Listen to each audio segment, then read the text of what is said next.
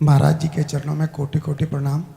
महाराज जी एक दोहा पढ़ने के बाद हृदय स्वीकार नहीं कर पा रहा कि ढोल गंवार शूद्र पशु नारी सकल ताड़ना के अधिकारी। जी, इसमें गोस्वामी जी ने बहुत सूक्ष्मता से वर्णन किया। महापुरुषों के वचनों को हम सूक्ष्मता से समझ पाए। प्रायः ऐसा कह करके हम कहीं कहीं माताओं बहनों की अवहेलना करते हैं, कई जगह हम इसका प्रयोग कर देते हैं। अरे वो गोस्वामी जी ने लिखा है ढोल गंवार शूद्र पशु नारी सकल ताड़ना के अधिकारी। अब इसकी व्याख्या सूक्ष्मता से सुने और विचार पूर्वक। शास्त्रीय प्रमाण के अनुसार ढोल है ना, ढोल को ताड़ना चाहिए। ताड़ना मतलब उसको ठपाक चाहिए और बेताल नहीं। शास्त्र सिद्धांत के अनुसार, संगीत शास्त्र के अनुसार तभी वो राग प्रकट कर पाएगा, तभी वो बजेगा। ढोल को हाथ जोड़ के बोलो कि साहब आप बज जाएं, नहीं बजे, उसको ताड़ना चाहिए। अब ताड़ना शब्द चारों में एक जैसा नहीं लगेगा। शब्द एक ही है ताड़ना, लेकिन ताड़ना के अर्थ अलग अलग हैं। जैसे कनक है, एक ही शब्द है कनक, लेकिन कनक कनक ते 100 गुनी मादकता अधिकाय, वा खाए बोराए जग या पाए बोराए। बोले कनक ही शब्द है। जैसे ताड़ना शब्द का हम प्रयोग केवल वही समझे कि ताड़ना देना ही नहीं, उसका अर्थ अलग अलग है। जैसे कनक शब्द है, कनक को सोना भी कहते हैं और कनक को धतूरा भी कहते हैं। कनक को धतूरा भी कहते हैं। एक कनक है जिसके खाने से बावरा हो जाएगा और एक कनक है जिसके पाने से बावरा हो जाएगा। कनक शब्द एक ही है, लेकिन दोनों का अर्थ अलग अलग हो गया। ऐसे ही ढोल में ताड़न का तात्पर्य है उसको पीटना, लेकिन वो शास्त्रीय संगीत के आधार पर उसको ताल देना। ताल देने से ही वो राग प्रकट करता है, आनंद की उमगन करता है, ना कि प्रार्थना करने से। समझ रहे? अच्छा, गंवार, गंवार कहते हैं विवेकहीन पुरुष को। विवेकहीन पुरुष को कोई कार्य दे दो और उस पर दृष्टि न रखो तो कार्य नष्ट हो जाएगा। वहां ताड़ने का तात्पर्य उसको पीटना नहीं है। उस अविवेकी गंवार पर दृष्टि रखो। जो आपने कार्य सौंपा है, जो भी कार्य उसका है, उस अविवेकी पर दृष्टि रखना ताड़ना हुआ। उस पर दृष्टि रखो, क्योंकि वो अविवेकी है, गंवार है, वो कार्य प्रणाली ठीक जानता नहीं। आप जहां त्रुटि होता संभाल लेना तो वो संभल जाए, क्योंकि वो गंवार है। और शूद्र, शूद्र का तात्पर्य होता है शूद्र। वैसे जो वर्ण व्यवस्था में शूद्र का प्रादुर्भाव सबसे श्रेष्ठ जगह से प्रादुर्भाव है। वर्णन आता है ब्राह्मणोष मुखमाशीत बाहु राजन्य कृतः उरुददस जद वैश्या पदभ्याग्यं शूद्रो जायत। भगवान के श्री चरणों की ही वंदना होती है। प्रायः आपने देखा सबके श्री चरणों की, और शूद्रों का प्रादुर्भाव श्री चरणों से हुआ है। कोई ऐसा न समझे कि शूद्र का मतलब निकृष्ट होता है। यहां शूद्र का तात्पर्य जब से किसी से कहते हैं कि शूद्रवत आचरण करता है, मतलब शास्त्र विरुद्ध, सदाचार के विरुद्ध आचरण करना, शूद्रवत आचरण की तरफ संबोधन किया जाता है। यहां कहा गया कि शास्त्र की सम्मति, शास्त्र के शासन के अनुसार आचरण हो, सदाचार परायण हो। शास्त्र जिसके लिए जो विधान करता है, शास्त्र शासन स्वीकार करना, यहां शूद्र के ताड़न की बात कही गई। यहां शूद्र ताड़न का तात्पर्य डंडे से प्रहार करना नहीं, समझना।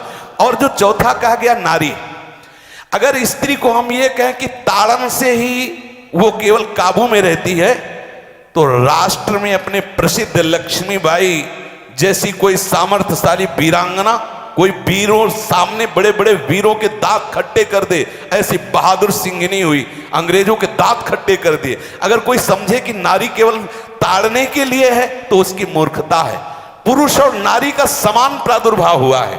भगवान ब्रह्मा के श्री अंग से दाहिनी तरफ से महाराज मनु और बाईं तरफ से उनकी पत्नी उनका प्रादुर्भाव हुआ शतरूपा। शतरूपा, अब आप बोलो एक ही शक्ति के दो भाग हो गए, एक पुरुष रूप धारण कर लिया, एक नारी रूप धारण कर लिया। अब यहां विचार जो है कि उस नारी के ऊपर ताड़न शब्द का क्या प्रयोग है। जैसे आप मार्ग में चले जा रहे हैं और आपने दृष्टि चूक कर दी और नारी आपकी स्त्री पीछे चल रही, तो कोई हमला कर सकता है, क्योंकि वो रत्न है। 14 रत्नों में एक रत्न स्त्री रत्न भी है। स्त्री को रत्न कहा गया है। भगवान श्री राम जब वनवास में जा रहे हैं तो सिया जी को आगे नाव में जब चढ़ाना होता तो पहले सिया जी को चढ़ा, सीए चढ़ाई चढ़े रघुराई, पहले आगे। दृष्टि रखो, दृष्टि चूक गई तो रत्न है।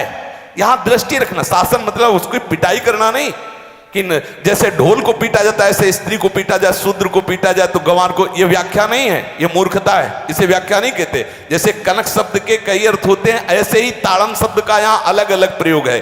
स्त्री के ऊपर दृष्टि रखो। किस भाव की दृष्टि रखे? क्योंकि वो हमारे यहां रत्न की तरह है, कहीं कोई ऐसा ना हो कि कुदृष्टि वाला कोई उस पर हमला कर दे। पाणी ग्रहण संस्कार में रक्षा का भी सूत्र बताया जाता है कि आपको अभी ये समर्पित है, आप इसकी रक्षा करें। हमारे शास्त्रीय सिद्धांत में देखो, कभी भी स्त्री को अकेला छोड़ने का सिद्धांत नहीं पाया गया।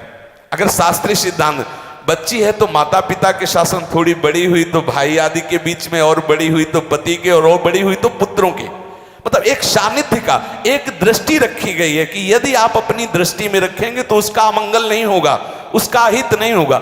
ये जो जैसे मानो कोई सी स्त्री को अकेला कोई पा गया और कुमार्गगामी वृत्ति वाला हुआ, तो आज जो घटनाएं सुनने को मिलती हैं, अगर हमारी दृष्टि हो उस पर तो ऐसा नहीं हो सकता। और दूसरी बात यह है कि स्त्री को बुद्धि स्वरूपा भी माना गया। भगवान से भीष्म जी कहते हैं, मैंने अपनी कुंवारी कन्या बुद्धि को, हमारी कुंवारी कन्या है बुद्धि, सदैव सुरक्षित रखा है, आज आपके चरणों में समर्पित करते हैं। तो शास्त्र शासन के द्वारा बुद्धि को सदैव अपने अधीन रखो, कहीं बुद्धि कुमार्गगामी ना हो जाए। यहां स्त्री के ताड़न का केवल एक सूत्र है कि आप उस पर दृष्टि बनाए रखें, कहीं स्त्री रत्न कहीं अपवित्र ना हो जाए, कहीं दूसरे का किसी तरह से कुमार्गगामी लोगों का ऐसा कोई बर्ताव ना हो जाए, इसलिए सावधान। वहां उसको पीटने का शब्द नहीं है कि ढोल गवार शूद्र पशु नारी सकल ताड़ना के अधिकारी। ताड़ना का तात्पर्य वहां पीटना नहीं तो विद्वता में देखो तो एक से एक, साधुता में देखो तो एक से एक, वीरांगना देखो एक से एक, ऐसा नहीं कह सकते, क्योंकि जो सामर्थ्य पुरुष में वही सामर्थ्य भगवान ने स्त्री में भी दी, क्योंकि भगवान के ही दो रूप हैं, एक स्त्री और एक पुरुष, समझ रहे ना। तो इसमें एक ताड़न शब्द का कई अर्थ होता है। भगवान की साक्षात शक्ति स्त्री है। अगर कोई इस भाव से देखे कि स्त्री तो केवल ताड़ना मतलब केवल गाली दे के बात करना, ऐसा नहीं। जिस घर में स्त्री का अपमान होता है उस घर का नाश हो जाता है, निश्चित हो जाता है। आप देखिए, रावण का सत्यानाश हो गया जगदम्बा सीता के प्रति, दुर्योधन का सत्यानाश हो गया द्रौपदी के प्रति। जहां स्त्री का अपमान हो जाए, अगर कोई ये समझे कि स्त्री केवल मतलब जैसा हम चाहें वैसा व्यवहार करे, तो अगर नाश ना हो जाए तो हमें बता देना, क्योंकि भगवान की वो शक्ति है। अगर उसे तुम सोचो कि हम ताड़न करें, जैसे ढोल को ताड़न करें ऐसे ताड़न करें, तो तुम्हारा नाश हो जाएगा। बिल्कुल सच्ची बात समझ लीजिए। केवल वहां दृष्टि रखने की बात कही गई है, आपका अधिकार है, आप उसकी सुरक्षा व्यवस्था में रहें। और एक वृत्ति होती है, अगर शासन ना हो तो हमारी बुद्धि भ्रष्ट हो जाए, हमारी बुद्धि भ्रष्ट हो जाए, आपकी बुद्धि भ्रष्ट हो जाए। भगवान का भय, शास्त्र का भय, लोक मर्यादा का भय, ये हमको सुरक्षित रखता है। इसलिए दृष्टि रखने की आवश्यकता है कि वो पवित्र रहे, वो सुरक्षित रहे, ना कि उसको पीटने के लिए यहां संबोधन किया गया गोस्वामी तुलसीदास जी ने। इसलिए सावधानी पूर्वक अपनी वृत्ति को पावन रखते हुए महापुरुषों के वचनों को समझने की चेष्टा की जाए। गोस्वामी जी ने जो यहाँ कहा, ढोल गवार शूद्र पशु नारी सकल ताड़ना के अधिकारी, तो ताड़ना का अलग अर्थ है, अलग अलग। जैसे ढोल में ताड़ना, तो वैसे ही सब जगह नहीं ताड़ना लगेगी। आप देखो, पशु जो है, चालक जो घुड़सवार होता है उसको ताड़ना एड़ी से देता है। अपने चालक जो होता है घुड़सवार एड़ी से। किसान जो होता है वो बैल को बोलता है दाहिने, जैसे हल जोतने होता है बाएं, वो भाषा समझता है, बाएं मुड़ जाए, और नहीं मुड़ता तो पीछे अरई है एक छड़ी, उससे वो इशारा देता है, वो समझ जाता है। पशु को अपने इशारे से चला लेते। अब उससे कहे, खड़ा होकर हाथ जोड़ के कहे कि भैया बैल देवता आप थोड़ा दाहिने मुड़ जाओ, तो नहीं मुड़ेगा। जब लगाम पकड़ी और थोड़ा ताड़न किया और बोले दाएं, तो फौरन दाहिने मुड़ गया। आप देखो, जो बैलगाड़ी चलाते हैं, घोड़ा गाड़ी चलाते हैं, ऊंट चलाते हैं, तो पशु शासन के द्वारा उसको इशारे से किधर चलना है उसको इशारा बता दो। अलग अलग जगह इस ताड़न शब्द का अर्थ प्रयोग किया गया है।